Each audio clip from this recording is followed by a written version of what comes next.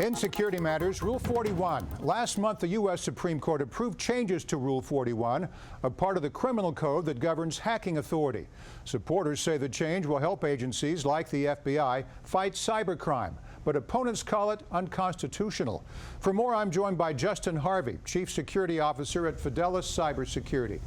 Justin, let's start with a little cyber history lesson. What is Criminal Rule 41, and how has it evolved through the U.S. court system?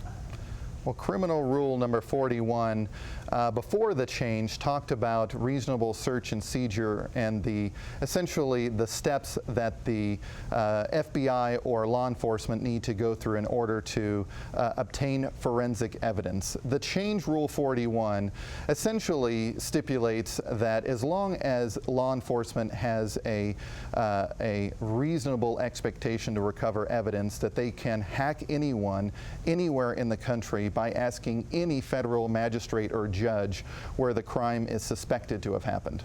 Now, unless Congress acts, the rule change will take effect in December. Earlier this month, Senator Ron Wyden, Democrat from Oregon, introduced the Stop Mass Hacking Act. Similar legislation is being introduced in the House. How would this impact Rule 41?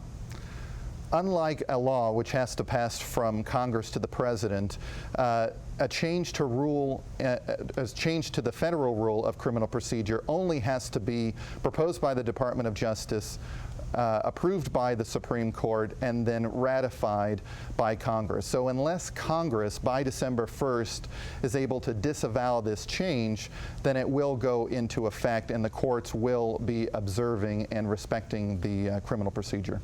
Justin, as TechCrunch points out, the Stop Mass Hacking Act abbreviates as the SMH Act, a common moniker for shaking my head. Is that how the private sector views Rule 41? Are you shaking your head? Well, I'm not a spokesperson for all of the cybersecurity professionals out there. However, I will say that personally, I side with the Electronic Frontier Foundation, which is essentially a privacy advocacy group, as well as Google, in opposing this change, Rule 41, to the Criminal Procedure Code. We reached out to the Justice Department. They think the rule change will help investigators fight cybercrime like botnets or the exploitation of children. Officials also argue that opponents like yourself misunderstand the scope of this proposal. It's a long quote, but an important one, so bear with me. The amendment would not authorize the government to undertake any search or seizure or use any remote search technique not already permitted under current law. And the amendment does not change any of the traditional protections and procedures, such as the requirement that the government establish probable cause. Rather, the amendment would merely ensure that some court is available to consider whether a particular warrant application comports with the Fourth Amendment. Now, what do you make of that argument? Did you misunderstand the scope of this proposal? Well, being a 20-year cybersecurity veteran, if I misunderstand it, then I think a lot of the American people can misunderstand it or misinterpret it. Just this morning, General Hayden was at a cybersecurity conference talking about the need, or excuse me, not the need, but essentially the justification for mass surveillance and a lot of the rules concerning that. And his point was well taken. It was, there's no social contract in the U.S. between the American people and the U.S. government for what will stand and what won't stand. We don't really know exactly where the line is on U.S. government hacking, and I think this is really going to be a watershed moment for us as a nation to be able to say exactly what is permissible on hacking U.S. citizens.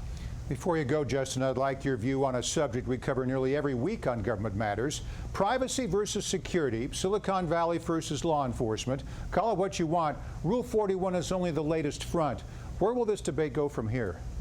Well, we saw it go from the American people rejecting en masse the government mass surveillance, and we've seen it move to the government hacking, or at least hoping to get it into the criminal procedure so that they can hack suspects. So at this point, I eagerly anticipate and await the legislation coming out of Congress as it pertains to criminal acts and hacking.